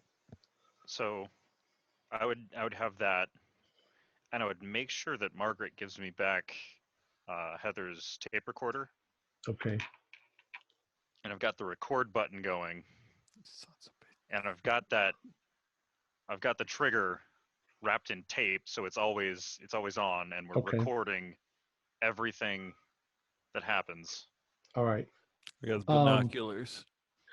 One of the girls, they all look like they're maybe around 20, maybe even in their late teens. One of the girls gets towards the cage, which they've lowered down, and she says, "Listen, honey, I ain't getting paid to get stuck in no cage." And the guy says, "It's all part of the show. It's for these old perverts to sort of get off on. We'll give you an extra $100. Don't worry about it." And he sort of laughs, and she's like, "All right." And she gets in the cage, and they hoist her up. So they're doing this to all of them along the way. So about 15 till 9, you start to see lights. And you'll also see red and blue flashing lights. The police, San Damiel police, have barricaded or blocked off part of the road so that no unwanted cars can come this direction. The cars that are coming through are limousines. Okay, and they're pulling up. So I'm gonna read this because it's easier to just go through it this way. Attendants begin to set up elaborate buffets. Okay, we already did that part. Attractive naked men and women. Chauffeured limousines drive through the vehicle tunnel. Each one drops off a human or two. Then they cruise back through the tunnel to outside the stadium, and there you can see them all parking close together. They're waiting for the event to be over and take their people back. The occupants of the limousines are in tuxedos or military dress uniforms or beautiful gowns. There's women there. They greet one another with jovial familiarity. It looks like some sort of rich soiree that's going to be going on. As you are sitting there, you suddenly hear a noise that makes you all panic just a little bit. Helicopter. You all hunker down as you see a military helicopter fly overhead and come to rest between the pavilion and the altar. And you see a man who could only be Brigadier General, what's his name, get out, along with his aide, and they walk towards the pavilion. That flies away. A few moments later, there's another helicopter. This one looks like a private commercial helicopter. It lands, and I'd like you all to do spot hiddens. 67 is a pass. Fail. On the side of the helicopter is the NWI logo. Two people get out, a man and a woman, dressed very nicely, and they walk towards the tents. This is followed by another military helicopter, a third one that flies in. This one contains the 2 U.S. senators and the House representative.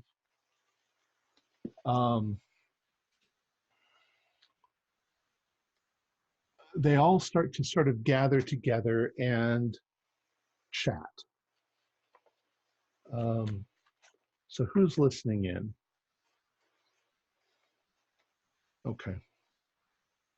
You are training your thing on various groups of people. Who do you want to train your thing on? Also, you've seen the vice mayor arrive, and you see the Finleys also arrive. So they've all arrived. All right, so I'm going to try and focus it on groups that are hobnobbing. Okay. You focus in on the House members and the senators, and you hear them discuss that the deal to abandon San Damiel is mostly complete. Eastern and Midwestern congressmen and senators never liked Californians anyway, and the chance to save about $500 billion, the current revised estimate of ruined structures, lost investments, and foregone earnings is too tempting not to be listened to. To placate members from other untouched but quake-prone districts, next time, in quotes, FEMA insurance fund can be instituted. $25 billion each year to a maximum of $1 trillion, assuming cooperation from the Chthonians. The interest from the fund will actually produce an operating budget for work concerning the great day to come, the reestablishment of the first great old one on the planetary surface.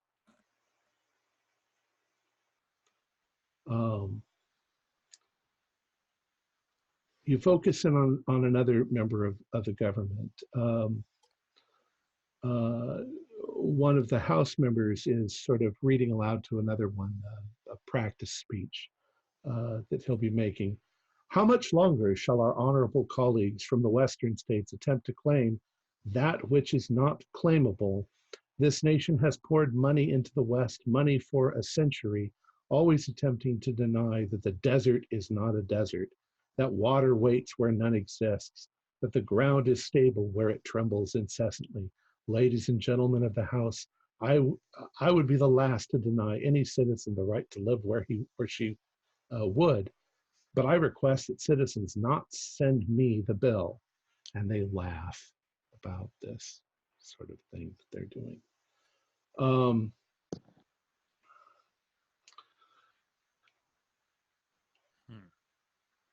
About this time, another car pulls up with Robert Jadick. He enters, and as he comes in, he's looking around, and he looks rather amused. He's looking out at the forest that they've constructed with a quizzical look on his face, and looking at the other dignitaries there with a kind of a smile, and he shakes a few hands, and he just barely glances at the altar stone and the naked people in the cages.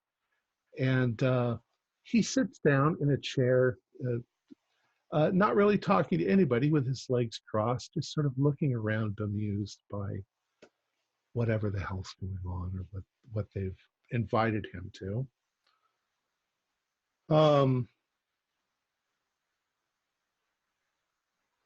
You also focus on those New World Industry people, and the one of them is talking to one of to the general, and he says, "Well, our work on the anti-agathic drug is going very well, but so far the addictive direct nourishment from the Dark Mother is the only secure way to extend life.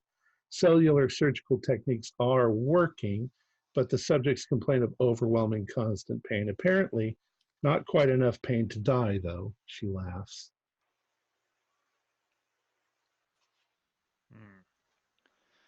Does it look like the people are done filing in? It looks like they're done filing in, and Glensandi appears and goes up to the podium and gives it a tap, tap, tap, tap, tap, tap, to make sure it's working.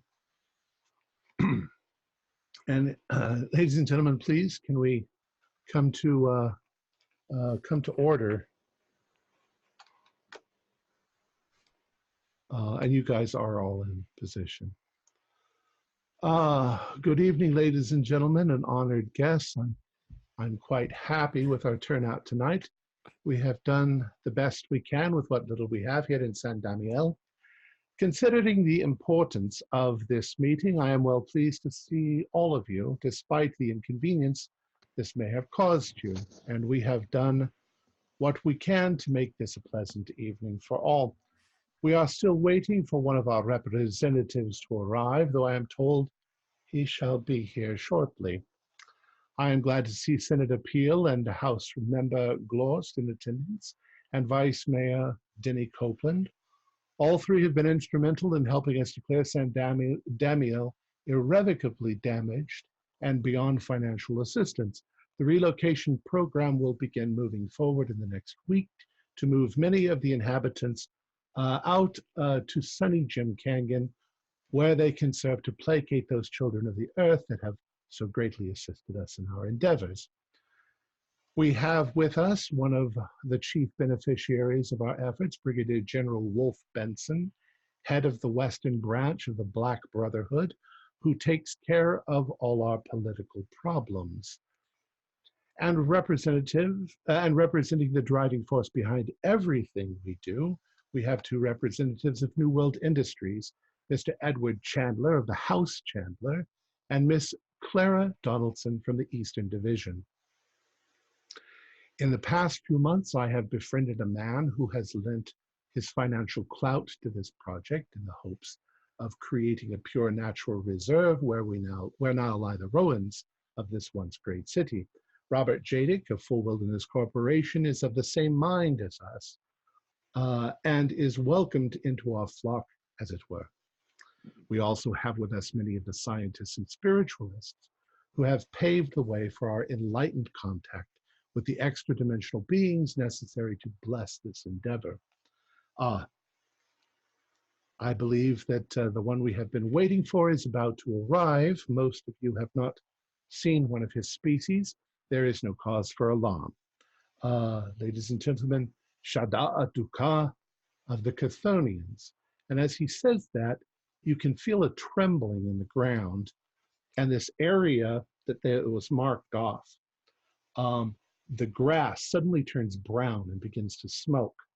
The ground suddenly glows red and begins to literally melt as this monstrous worm-like creature with tentacles for a face rises up out of the ground, the earth turning almost to lava as it flows onto the sides. The thing is covered in kind of an orange liquid magma, if you will, and the thing rises up out of the earth. People barely gasp and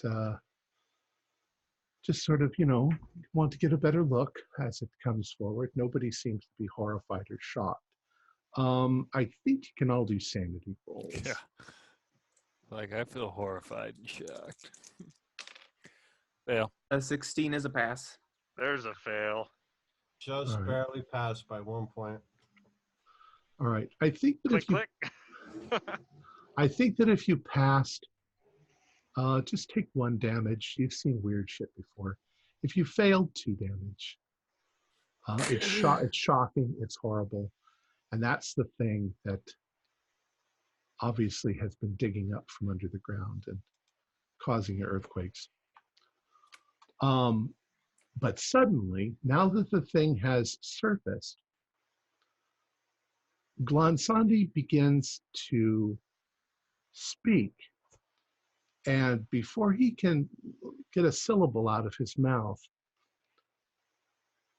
this voice from out of the ether, it's in your mind.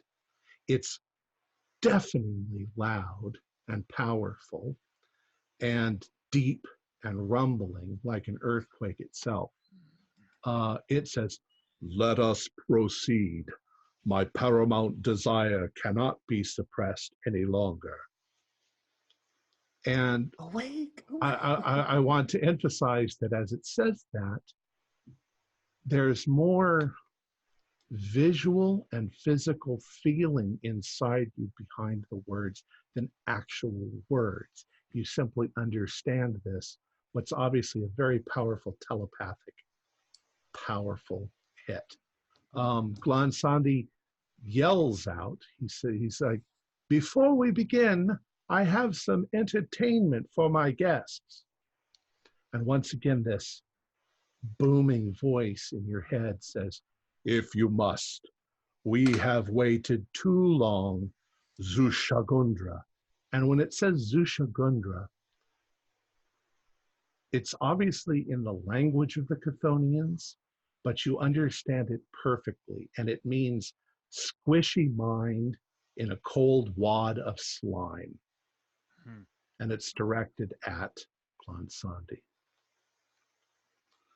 Glansandi says, "Now, my dear friends, fill your glasses with champagne and join me before the altar.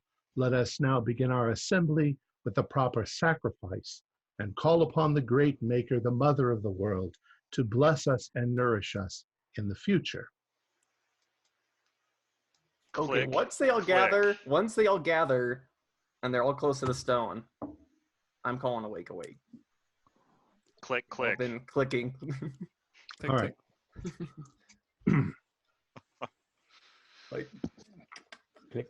All right. So they've all sort of moved forward to the altar, and the Chthonian is moving forward first. And as it's moving, you see the people in the cages crying out in horror and fear. They're trying to get out of the cages as that thing is approaching. Is that the moment that you want to blow everything up, including the people in the cages? Blown up. yep. Might as well. Everybody. I mean, the crowd's moving in. The Chthonians moving in. So, first thing I want to blow up is, so I rigged the pagoda area, and I rigged the rock. Where are most of the people closest to? They're now about halfway between the pavilion and the rock. And the Chthonian is sort of slightly to the side, and it seems to be moving towards the cages. And with its tentacles, it's obviously going to just rip them out of their cages as sacrifices. Certainly the rock is going to cause more shrapnel than the pavilion, so. And you're not going to hurt the Chthonian. Yeah, so if I'm... Yeah, so I'll blow the rock, and then a couple seconds later, I'll blow the pavilion. So hopefully people would run away from the exploding rock. All right. I would like you all to do spot hiddens, and I want to know who gets the best roll. An 87 is a fail. Fail. 25. Can anybody beat 16? 60. Oh, 60. Yeah, 60. So Jade has the best view? All right. Who has the best view after Jade? Is it Heather? I failed, but Did Well, all the I rest was- of you fail? I was 60, which is both a failure and not a low number. Yeah, All right. same here. If he's, I'm spending 10 luck to make mine a pass. All right. Go for it. There's a reason why I don't want it to be Jade. All right. yeah, it'd be 30 luck for me to pass. All right. So in that moment, Margaret, I'm going to give you something that happens a split second before the bomb goes off, but there's nothing that you can do to stop the bomb. So the bomb is about to go off. The bomb like this, and all of a sudden it starts, and the people jump up with their assault rifles and start shooting down. And you launch the flames into the trees. But Margaret, as you are ready to jump, you're like, do it. You're sort of looking at one of the other guys, and you're standing there, and this glint of gold catches your eye, and you look up, and across the stadium, the very top, the last row, there's a glint of something gold.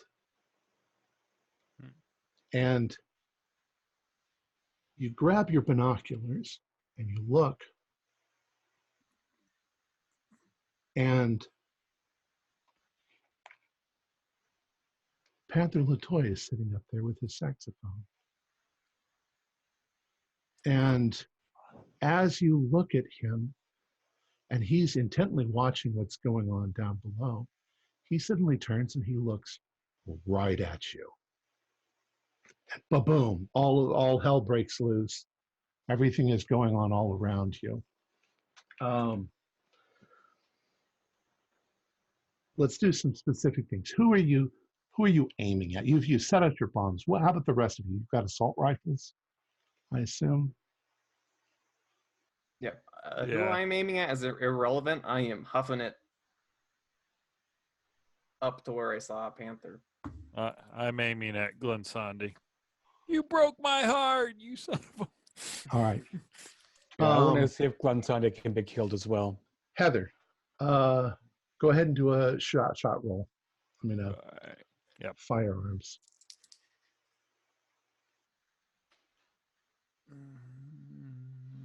I'll burn some luck. 7 luck to make that a pass. Why not? All right. You get a really good aim on Glansandi, who looks very surprised for just a moment. Your bullet hits him, as far as you can tell, square between the eyes, and has no effect whatsoever. In fact, you see something behind him, like that, as he gets hit by the bullet. And Glansandi looks around and begins to sort of howl. And as he does, he rips through his clothes, and he has multiple arms, mouths, shapes, blob-like, as he flows across towards who he sees as Shooter, one of the other guys, lower down on the stadium, but over here. And almost faster than you can imagine, he flows like a wave in that direction. And you see the guy with the rifle fall backwards as Glansandi splatters over the top of him like a gigantic amoeba. Mm-hmm. And you can see the stadium chairs being torn from their hinges as he's just smearing that guy all over the place. But the rest of you. People now are screaming and running in all directions. How's the Chthonian? The Chthonian immediately just sort of dives down into the ground and is gone, leaving slime and molten earth all around him. The wake of him doing that probably catches a few of the people. And there's no sign of away from the rock pavilion. All right. The pavilion explodes, and some of the people are running through it. In fact, with luck, the two representatives for New World Industries are in the tent going past it. When it explodes, you can see their bits and pieces fly in all directions.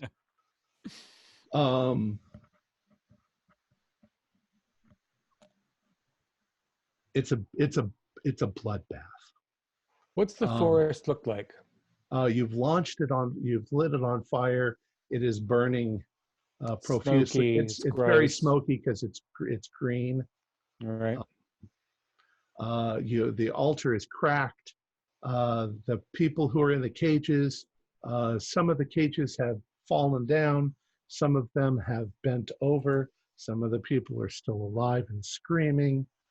The food tables are knocked over. There's a general craziness. You see the military general sprint through the tunnel. That's what I wanted to shoot at. All right, go ahead and do a shot. He's right at the entrance of the tunnel as he's going. No. Yeah, you ricochet off. Yeah, I rolled a 64 out of 25. So. Your shot ricochets and he disappears into the tunnel. Well, it's a good thing we had those people waiting for him outside. Yeah. That reminds me, none of the vehicles outside were disabled because they were all staffed by drivers, right? Correct. There was no way to get anywhere near them without being seen by. But now that the explosions have happened, there might be some tires shot out. Well, they're outside, so you'd have to go out there and no, but since we We've had got some people staffed around the parking lot, I wonder if now that the booms have happened, they'd get the signal. All right. Yeah, they know what's going on. All right, we'll say that a few of those get out. But you can't see out there, so you don't know. Right, we don't know what's going on. We don't. We can't even tell that they're shooting over there. So there's no sign of the Divine Mother. The Chthonian has descended, and the forest hasn't. Right. And the thing that is Glansandi is flopping through the crowd, killing whatever it can. But after a few moments of flopping, you see it land back on the field and move towards the tunnel. And there is a storm drain, and you see it just flow down into the drain, and it's gone. There's dead people lying around. The senator has been killed, and so forth. The Finleys? The Finleys, let's do a luck roll. Yeah, Mrs. Finley managed to run out. Mr. Finley got gunned down in the process. Okay. That lucky fuck. Now, I am still Margaret. to Panther. Margaret seems to have, the second thing started, she seems to have run away. She got up from where she was hiding, and she started running around the stadium to the other side. You can see her. She didn't get far. This all happened within a matter of What 30 in the seconds. hell, Margaret? God damn it. Margaret, as you are running, there is a moment when one of the steel supports for the awning above passes between you and where you thought you saw Panther Latoy sitting, and there's nothing ahead of you, just empty seats. So he's gone? So so you sort of stop in your tracks. I'm just going to as scream. all of this is going on and on and Panther! on. After a minute, there are limousines trying to pull away. They have flat tires. You hear the sound of helicopters that maybe they're going to land way over there at the end of the parking lot to pick up whoever's left. Well, we got some anti-tank stuff to shoot them down, but Well, it's quite a ways away at this point. What are you guys doing to escape? So I'm gonna try and zero in on where Magnus went. Is there a way for me to follow? No. Yeah. No. Oh, It's literally just a grating. It's no more than okay. Yeah. he just flowed right through it. All right. Well, Pre-scripted running. Yep. I'm going to run out exit 7. All right. I'll run out whatever exit I was ended up closest to. When Magnus oozed through the grating, did he change color or surface texture? Like, did he turn into green slime? Is what I'm asking. He kind of got paler, pinker, and whiter. Kind of like congealed milk as he went through. It was Wish I could hideous. have gotten a picture of that for Heather, because it might help her with the process of getting over it. Right. Yeah, that done. Yeah, it's escape. Oh, but I also want to check out the fire. I want to watch the fire go through that little forested glade, because I don't know what was planted there. It goes through rather quickly. Right. Burning mostly the stuff where the napalm landed, because it's all green. But the heat kills it all and turns it brown. You're right. Nothing looks active, and I'm happy. Part of the stadium catches too right at that point, and for the most part, you've stopped whatever it was that was going on. A lot of people are dead. Nobody wants to stick around to count the dead bodies. You all have a rendezvous point. So I've got the tape from the listening device. Right. And whatever I've got left. You all get to the rendezvous point, which is kind of a safe house that you guys chose. And you get inside. Everybody arrives. None of you were killed. None of you were injured. Maybe a few strips and bumps and bruises as you get there. Did the outside team manage to abscond with anyone? Or it looks like everybody who was left alive got away, and there weren't many of them. So we don't have Mrs. Finley, for example, to question. No. And you're not really sure. Maybe there's somebody who got caught or whatever, but you have no idea at this point. So as you were in this little, what was at some point somebody's house,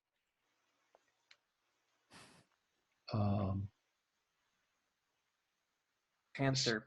Stepping out of the shadows is Panther Latoy. Panther? You gave Peter Tate the hangman card, didn't you? And he starts laughing.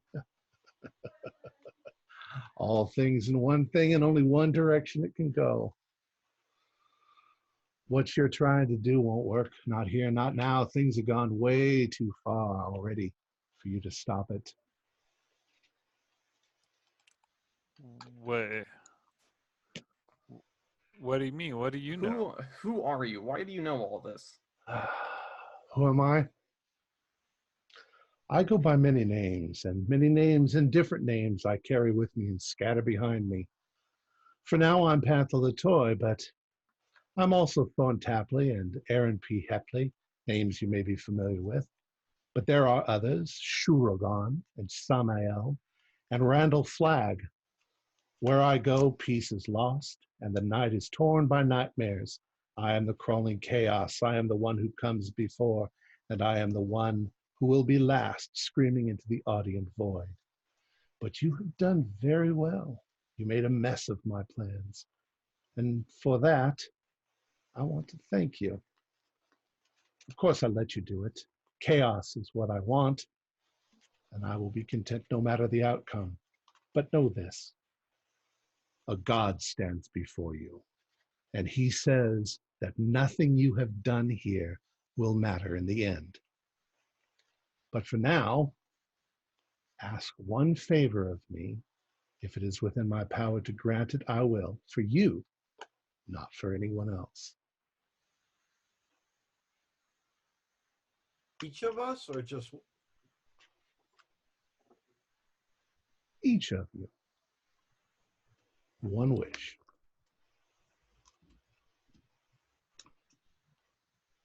My wish. My wish is that I find a happy home in New York, far away from California. Maybe with those witches. That's not within my power, I'm afraid. You'll never be happy again, not after this. That's what Dad said too. Panther, I've seen your name before and still not recognized you. Yep. You almost figured it out. I had a moment. My request would be that the Finleys and their compatriots be prevented from doing further harm.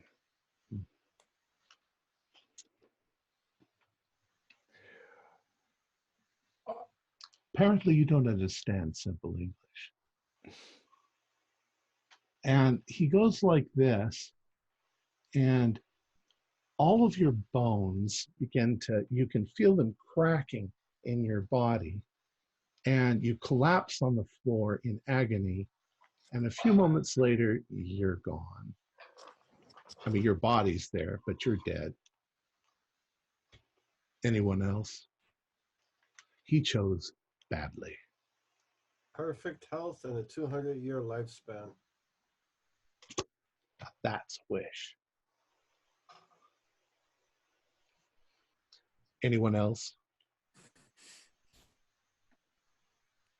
Can you make it so I have a day's warning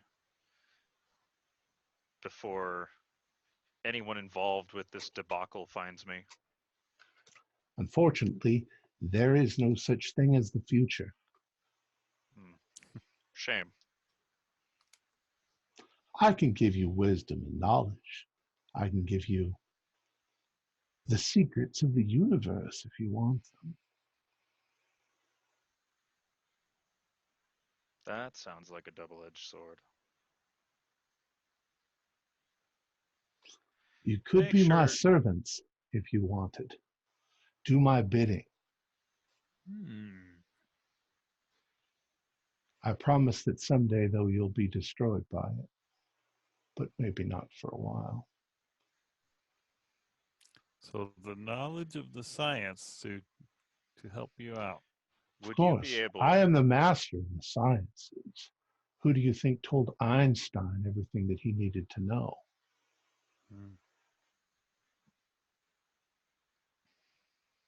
Is that what you wish, Miss Mills? Knowledge? Miss Evans? Yes. Knowledge is power. Mr. Liege, knowledge? Do you choose knowledge? Miss Jade, you have your life. Go. Pick up Desmond's body or what's left of it, and I walk away with the book to study. Knowledge it is. Good trade. And he Go takes back to my his job. he takes his Make a very sunglasses. terrible biologist. He takes his glasses and he lowers them like this. And in the orbits of his eyes, you can see all of the universe and all knowledge and all things and the way things truly are in the universe. And you can do a sanity roll. Oh, yeah. That's a fail. 1d100. Oh, yeah. I've Uh, got 7, You so... can't spend luck on sanity rolls, can you? Nope. What'd you get? I had 7. I lost 72. All right. 3. I was 3 away from a success. Yep, he can't spend, and I'm not looking. I haven't Heather, made my wish yet. Heather grabs her face and just starts screaming and falling on the floor, just I want to know. hideously screaming. Dr. Lee's you as well? Dr. Lee's going to kill himself. Boom. Oh man. 76 out of You chose wisely. 45. And Margaret, what are you going to do? You're gonna pull out a cigarette. All I want for you is to play saxophone for me one last time before you go. Very well. And he begins to play. He plays My Funny Valentine. And he does some improvisations, and they're beautiful. And the more he begins to improvise, the darker his improvisations come, and they become wild, and your mind reaches out to try to grasp them, and it becomes confused by the sound. And you can do a SAN roll.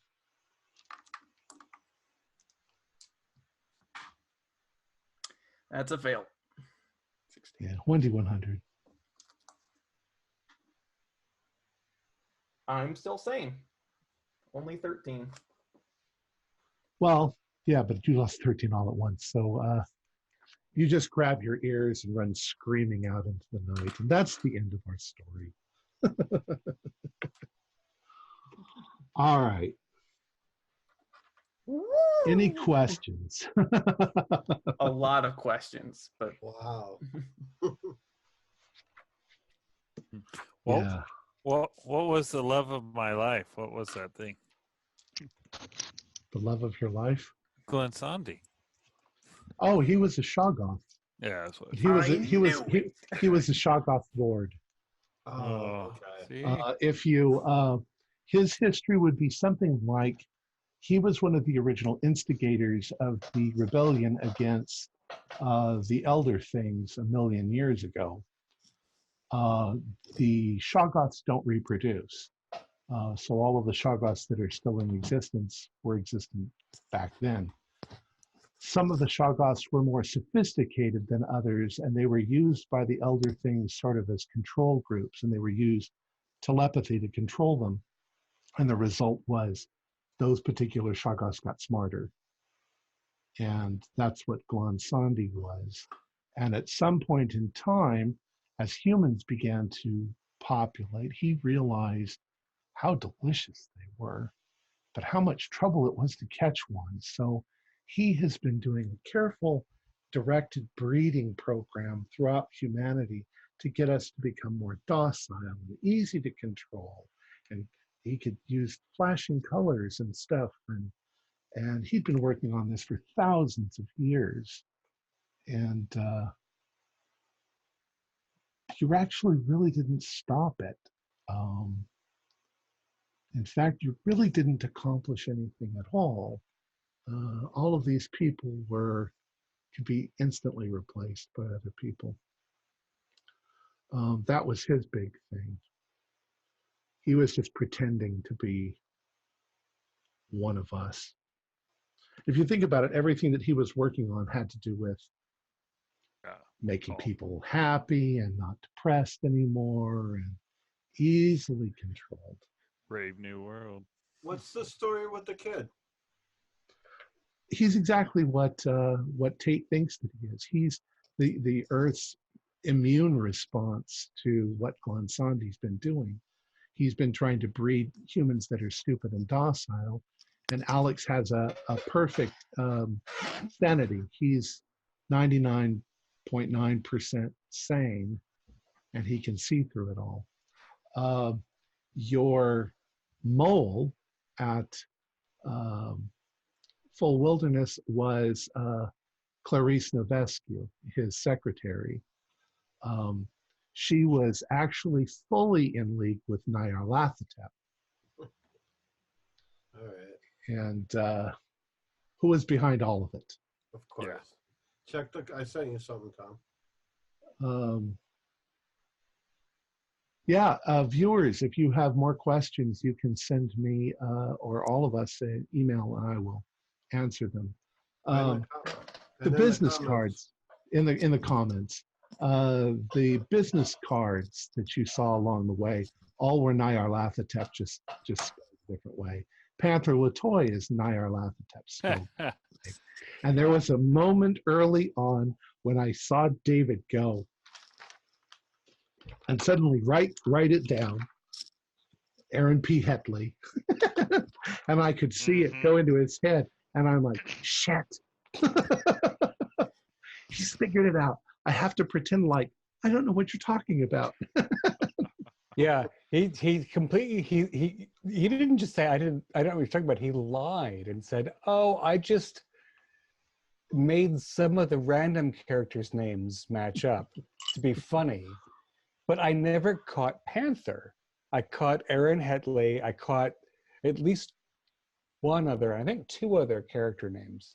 Yeah, We're if all you anagrams. rearrange them, they're Nyarlathotep. Yeah, I caught at least two, and I think three.